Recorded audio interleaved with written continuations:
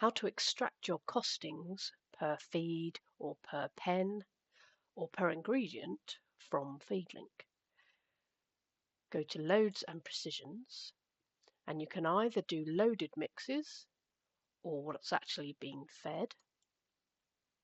So in here we have a list of total ingredients from all of the rations, and we have a date range here, default 1 month.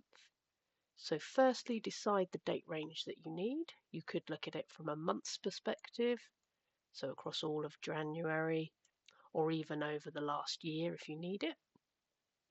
Confirm your date range and the figures will be recalculated. Then at the top here, this arrow is actually a download to create a spreadsheet.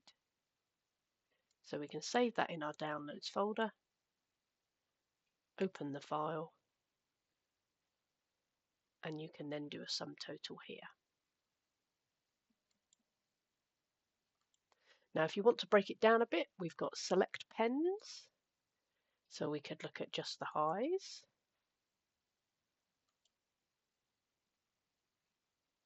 Or you could look at milking animals, beef animals or dry, so categories can be selected as well. Or you can do it by ingredient and have a look, for example, how much cake you're using over that time and the cost as well. Once you've changed the date range, it will save like that until you refresh it again. At any time, you can retrospectively change the cost for a particular delivery or time frame. So from here, we can go back to our ingredients, choose your ingredient, and you'll see here we have history of every time that ingredient was added. And then I can alter my cost per tonne here, update history. You may need to refresh the screen up here, and then that will be reflected in my fed mixes and recalculated. Now the other thing we can do retrospectively is alter a feed price, say as a discounted item within a certain time frame. So you can be quite flexible on this one. Let's use chopped straw as an example.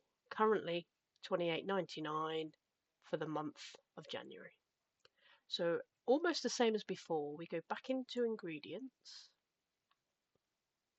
chopped straw, into history.